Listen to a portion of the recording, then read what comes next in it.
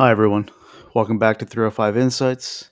As I talked about at the end of the previous episode, that we'll be splitting the Dolphins talk into three parts. So, this one, we're immediately going to dive in to Eric's subject and see what shenanigans occur from there. And just as a reminder, in a few days, we'll release the episode containing my subject. So, once again, there's going to be no real outro on this one, just on the front end. Just want to thank you guys once again for listening to 305 Insights, Apple Podcast, YouTube, Spotify, wherever you're listening to us. Do the old like, subscribe, all that stuff. And here we go, folks. Enjoy. So the subject at hand that I would like to bring up, and this is gonna be like an open mic night. What I wanted to bring to you guys' attention, see what your guys' mindset on was, if you've noticed with the NFL, there's been a lot of changes of culture, and that's more leading towards younger coaches, which most these young coaches that are coming up to the NFL, their coaching style, you would say, is a player's coach, and it's been working out for the most part for some. But the point that I'm trying to get to is the old style coaches, the old school. Like right now, Bill Belichick is He's still not going to on. have a job. He's not gonna have a job. It's literally just the Commanders and who else is open? There's one other It team. was the Commanders. So he was going out there with Atlanta, Chargers, Commanders, Seahawks. Yeah, it's the Seahawks. But I think It's Seahawks the Commanders and Seahawks. That's the only two jobs left. I And think Washington, Dan Quinn is going to be Seahawks. And Washington's already said we're not going to mess around with Bill Belichick. So, But that being said, Sorry. I mean, but that's also the whole conversation of Bill Belichick is it's a huge transaction because of the fact that the style of who he is, he's probably going to want to make every single decision, and some teams are not going to feel very comfortable with that. But on the other hand, what I'm trying to say is that we've reared into these style of coaches now that they're very young. You have the Mike McDaniels of the world that they're trying to connect in a more of a personal aspect to their players compared to what we've been used to seeing, that these coaches come in here and they're running their certain scheme and they're not going to budge anyway. My way or the highway. Yeah. And moving towards the future, as we pay the players a little, more and more throughout the year, players become a higher investment towards the team. For the most part, what you're looking at as an owner is how are you going to control those personalities, and the best way to do it is probably finding a personality that relates to them. In my personal opinion, I think it's the best strategy moving forward for the game and for any work environment. That you have this concept of being more open-minded to other ideas, adjusting of what your coaching style or what your scheme is. But I'm gonna lean it over to you guys. But there's other points that I would like to get into. But I just want to hear on both of you guys, what you think. So I think right off the bat that you're right in the sense that that's where it's shifting, and I completely agree. It is for the better because there's a lot of things that you could see just over the past 10 years, of people who have failed because of bad coaching, in the sense of, again, it's the my way or the highway thing. We literally just talked about this with Fangio. There's a lot of coaches who, Brian Flores, again, didn't think that Tua was usable. I'm not even saying that Tua was we all have our agreements or disagreements about where he stands in the pecking order of quarterbacks. Mm-hmm. But to say that Tua is basically useless is what Brian Flores said is ridiculous. And I think you see it a lot with the younger coaches. They have a prove it mentality for obvious reasons. Yes. But when you have someone like Bill Belichick, someone like even if you go all the way back to like Bill Parcells when he coached the Cowboys later in his career, and even when he came to the Dolphins and he hired Sperano, and like you could see his fingerprints all over the team. It's like this is the way it should be done. It's like okay, that way was successful in the '80s and the '90s. Like it's always blown my mind that you know you had someone like I guess let's say for example Michael Vick, Okay. and people tried to make him a pocket passer. Like you're seeing the evolution of the quarterback now, or what is our biggest complaint? And I don't want to get too over the subject, but the biggest complaint about Tua is he isn't mobile. There's a lot of head coaches and offensive coordinators or whatever going through the systems that didn't believe in a running quarterback. And now you're seeing, to your point, you have the Mike McDaniels, you have the Sean McVays, you have, um, even John Harbaugh, or John Harbaugh Yeah. with the Ravens, With the like Ravens. understanding that, listen, we can't. We have Lamar Jackson. We lucked into him with the 31st or 32nd pick. I forgot which exact pick it was. That we got him. Now let's use him to the best of our abilities. And you saw that with how they developed the offense around him. There's not a lot of coaches in the late '90s or even early 2000s that would have done that. And I think to your point, there's a lot of coaches now that are willing to listen to analytics, unless you go Brandon Staley and you're just completely off the deep end with the analytics. But there's an understanding that the game is evolving, the schemes are evolving in a sense of how can we exploit X rule and Y rule. And you're seeing it with McVay a few years ago with all the motions that he used to do. You're seeing it with McDaniels now with all the motions that he does with Tyreek Hill. For better or worse, because Tyreek has played significantly less snaps than he did in Kansas City, and some people point to the fact that it's because he's always in motion. But you can't disagree. This is one of the most exciting Dolphins offenses that you've seen since Marino. Yeah. There's a lot of changes that a lot of these younger coaches are bringing to the game, and what I noticed now too over the past year, I don't want to say 2 years, but at least this year, you're noticing the defensive coordinators catching up because every one of these rules are leaning towards helping the offense. And you're seeing even in the playoffs, you could say it's the weather conditions or whatever, but I mean, the Dolphins have one of the most exciting offenses. They scored 7 points. The Bills, they have a tendency to be boom or bust. Yeah, but I will tell you that that's one thing, and obviously this is off topic. Moving forward as time has gone on, the passing game has developed more, and there's been a lot more emphasis on the ball moving through the air than it being ran. I do see that when I'm watching an NFL game nowadays, I'm watching a skeleton drill, which is 7-on-7. It just so happens that there's tackle.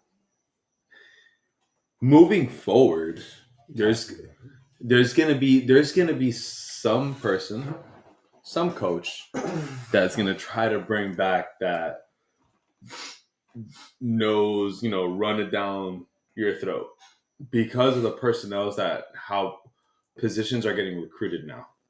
So, for example, there's no true inside linebacker as what it used to be. There's no Brian Urlacher. I mean, yes, of course, it's a Hall of Famer, but the style of a run stopper.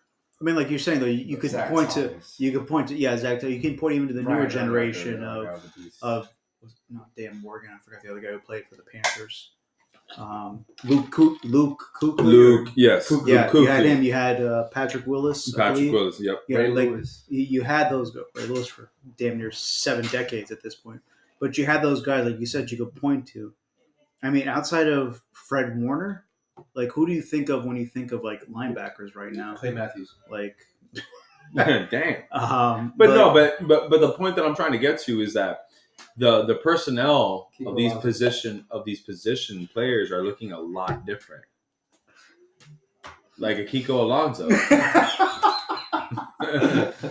The man always got a half a tackle when the guy's being tackled. But that guy is a strong safety. If I didn't see my one, God. but he played inside. You're telling me that man was an inside linebacker? I would run it right up the middle every single time. But that's like I said, it's getting off. If it's getting off the topic. Wait, real quick. To your point, I do think there's someone. I think what you're trying to say. No, I don't want to put words in your mouth. But don't you dare. There's someone who's going to exploit the value in running backs. Yeah. And what I say by that is the pendulum has swung so far as to where people don't value running backs that, I mean, what was his name? Jamar Gibbs. Is that his name? The guy from the Lions. Yeah. He should not have gone 12. He's a solid running back, but he was not one of the better running backs in college football or wherever, however you want to rank it as. And the Lions were saying, oh, we're going to use him in revolutionary ways, even though, it's just coach talk or GM talk or whatever, trying to maximize, the fan base's excitement about a pick. But I do think, like you're saying, there's going to be someone who comes along, and I'm not saying they're going to come back out with, the T-bone or wishbone or double option, but eventually there is a point where you're going to look at a running back I need to somehow get the ball in his hand. Yeah, and you said, there's an understanding of how these kids are developing in college where, and I think this is to your point too, where you're talking about how people are being developed in schemes that are being run in college football, and it's finally transitioned to the NFL where, unfortunately, I know he's a brilliant mind, but the Lincoln Rileys of the world and these air raid type offenses, you don't really need great offensive linemen. And you're kind of seeing that nowadays where there's less and less star power, and that might be the wrong word to use, where, you had your Jonathan Ogdens, you had your Joe Thomases, you had your, even Jake Long before he tore his ACL 17 times. When everybody drafted a lineman in the first round in the top 10, most unsexiest. It was correct. It was unsexy, but you knew you had someone for damn near a decade, and that was it. And there's nothing more valuable than hitting on a draft pick and knowing them you have them for their rookie contract and extension after. Yeah. The problem is that whole extension after with the running back thing. But I do believe that, to your point, there will be someone who comes along, and there's always the next big thing. Sean McVay did his thing for a little bit. Mike McDaniels has his thing, but someone's going to come around and exploit the schemes of the defense. And it goes to your point of what you're saying about the defenses. Defenses are catching up because your personnel is looking different. You have now linebackers that attack not only sideline to sideline, but Enzo to Enzo. You understand what I'm saying? They cover three. Back then, your linebacker I know you were joking about the Kiko Alonso thing, but it is true, not using him as an example, but it is true that these linebackers are becoming more of hybrid type players. Okay, so you know what? Back when I was playing football, back in my day, there was the tweener. You're in between a position. Teenager? Excuse me? Sorry? I think that's what a lot of these coaches are, tweeners. They don't know what they are. Go on. Or who they are. No, for I'm sorry, I said the teenager thing, and they're they don't know who they are, and that's a perfect encapsulation of what a teenager is. Bro, no, my point is that what? Okay, that's like putting Mike McDaniels. Let me put Mike McDaniels on the spot. It's like saying he's a great coach, but when it comes to being a great coach, is he a good coach when it comes to play calling, or is he not? Because he can have some great play calls, but then he just has a stretch where he doesn't make the good play calls. So what is he? Is he just going to be a head coach, or is he just going to be an offensive coordinator? I think that's why I was saying he's a tweener, because he has the ability to become a good coach, but then he shows glimpses and flashes of these horrible play calls, and it's bro, just hand over the duties to somebody who's actually good and knows how to be an offensive coordinator. You can't. I don't think any coach should be a head coach and an offensive coordinator or defensive coordinator. You just have to choose one or the other because of conflicting, whatever it is. But like, just in this sense, a tweener. Like, I think I've never agreed with that. I 100% agree with that in the sense of, like, if you take Mike McDaniels, if he called a certain play, you still had Kyle Shanahan saying yes or no at the end of the day. No one. The problem with Mike McDaniels is the power of success, because everybody telling you that you're the smartest man in the room, but no one's also giving you that feedback of saying, hey, yes, you're completing these bomb passes to Tyreek and all that. And at the end of the day, the final score is 35 to 24 or whatever, like something like that. But like we keep on saying, come December, like when Tyreek's banged up, when this and that, and you have to have those X's and O's. But and this is very telling in one of the off-season, I don't know if it was after the season or one of the games or the postseason or whatever, where they said, where Barry Jackson asked Mike McDaniels, like, hey, are you going to change it up? Or he goes, no, we've been very successful with what we're doing, so we're going to keep doing that. Like, again, these coaches hear that and they understand, okay, if it gets to a point where you see what's happening.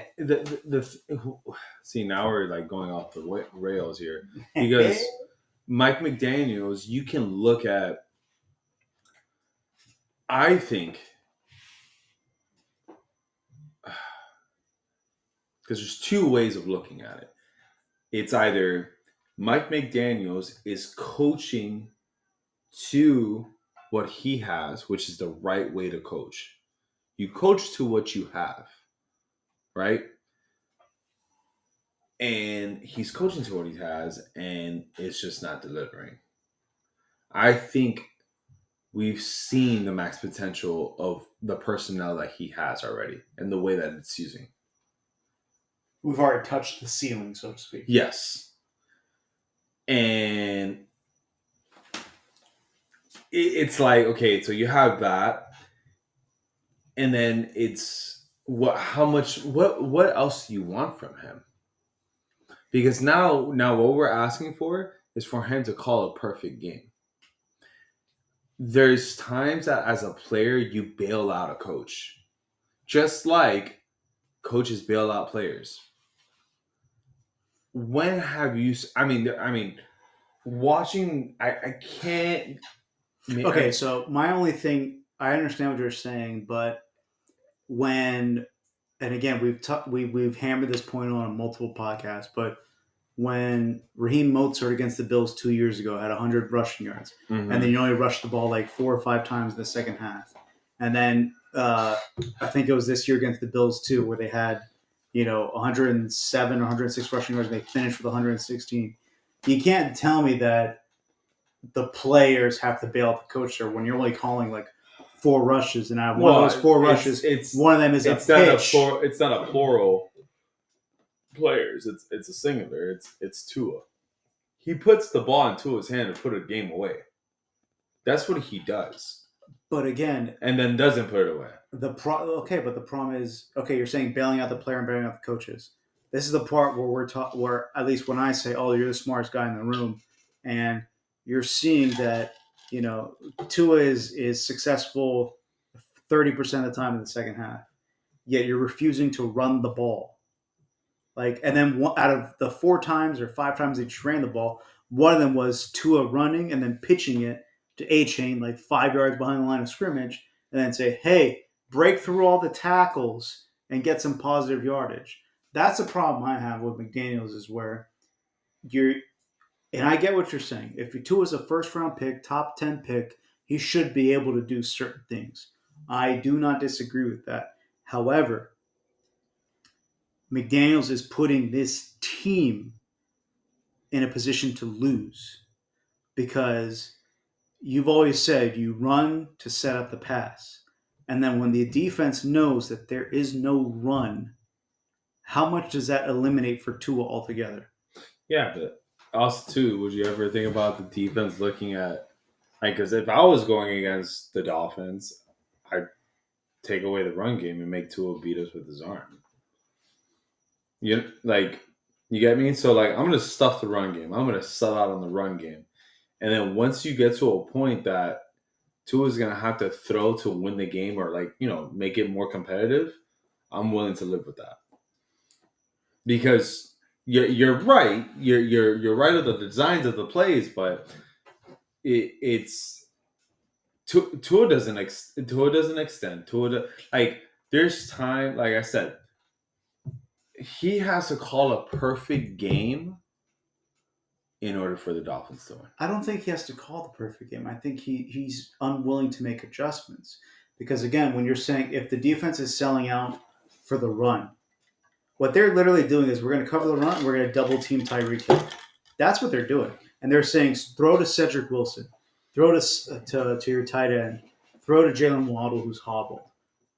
Like, that's the thing. Like, there's no... Yeah, but when your play design is straight up for Tyreek Hill, that's when that's the issue that we've had with this current Dolphins culture. But that's what I'm saying. That's not on Tua though. That when you're saying because what else are you gonna do? But what you're saying is this is what you're talking about earlier though, where the player bails out the coach. McDaniels is calling the plays expecting that, not that the player's gonna let's see what happens here, and if it happens, he'll bail us out. No, he's calling the play specifically to say, hey, Tyreek, bail us out. And like you're saying, the defense knows this. No. Okay, we don't have to worry about H.M. We don't have to worry about Mozart. As a coach, you can't... Okay, I mean, I hope not, because he's an NFL coach. But, you can't say, all right, this is Tyreek's play. And if Tyreek's not open... screw it. What was that? You can't... What was that play on Hard Rock that they showed, the fourth down play? Was it the one that he threw to Tyreek, or was it someone else where Tua was the one who called the audible because McDaniel wanted something, and he goes, no, Tyreek's going to be open. Don't look at him. Don't look at him. Like as if someone's going to be with a binoculars and saying, wait a minute. Mike McDaniel's looking at Tyreek. I mean... It's I'm sorry. We really strayed far away from it. Yeah, we really got away from it. I mean, I was going to talk about Jeremiah being hired by the Patriots. Players coach. That's a players coach. He said first thing he said is that that they're going to spend money. Well, they better. They have no. They have. I mean, I would hope they have money, but no. He's the youngest head coach in the league. Though. He's the what? He's the youngest head coach in the league. Though. I think honestly, that was a great hire for the Patriots. They're staying the Patriots. I thought they were going to go Mike Vrabel. So I like Mike Vrabel. Apparently, another candidate who might not even have a job this year. I like him a lot. I think he's a great coach. There's a story behind that about why they didn't hire the Patriots didn't hire Mike Vrabel, and it's because it's going to sound stupid, but I did read this article. Mm-hmm. I would credit it if I knew who I read it from. But Robert Kraft did not hire Bill Belichick, even though his heart and his gut told him to, and he hired someone else. And then 3 or 4 years later, he ended up hiring Bill Belichick. And what happened, obviously, happened. Where they won all the Super Bowls, and they were the most dominant team that we've ever seen in our lifetime. Okay. His heart and his gut told him to hire Mayo. And there was, I forgot what the incident was with Vrabel, where he kind of recognized that he wasn't that type of, I don't want to say people person, but there was something that he recognized when the previous coach that he chose over Bill Belichick. And Vrabel had those same tendencies. And he said to himself, listen, last time I went with the obvious choice of this guy instead of Bill Belichick. And so this time he went with Jared Mayo.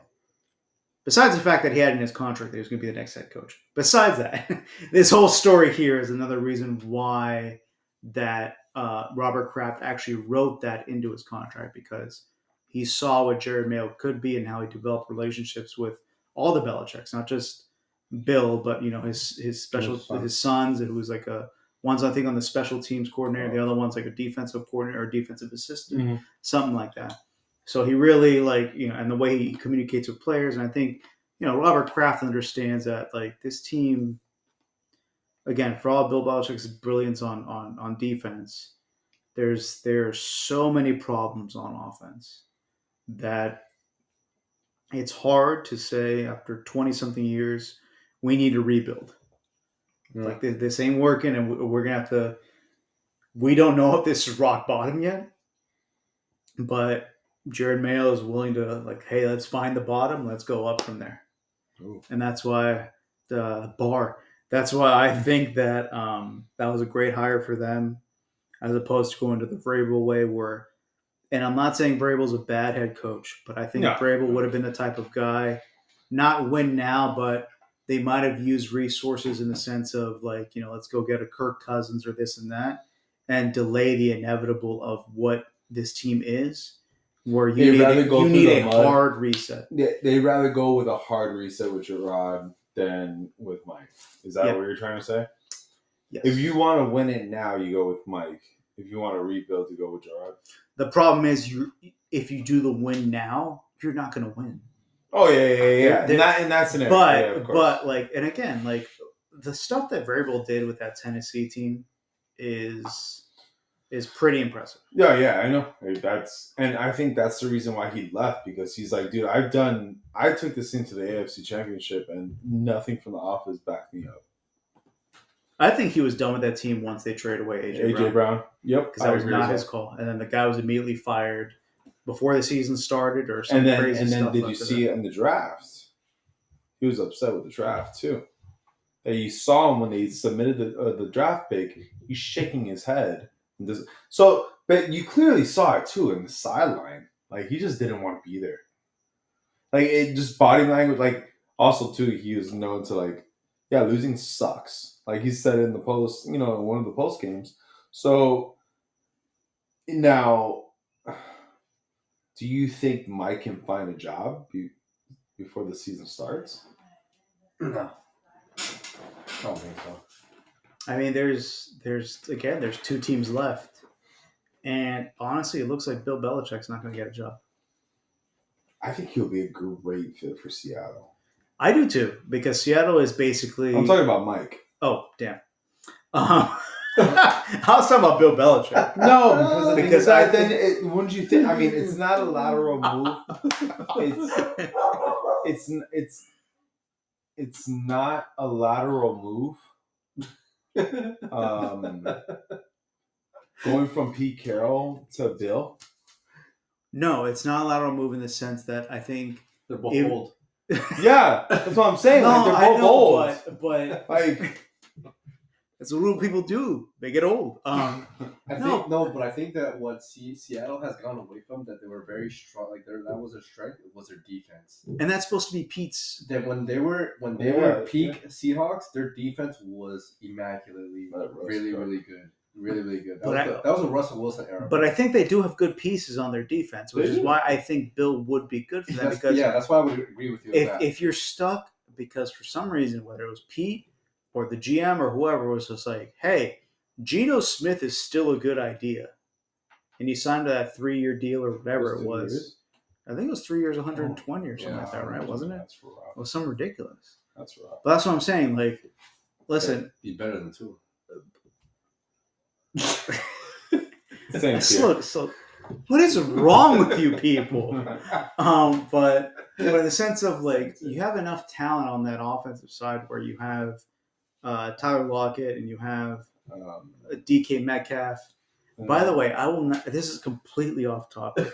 I do want to bring this play back because we only have 2 minutes left in this subject.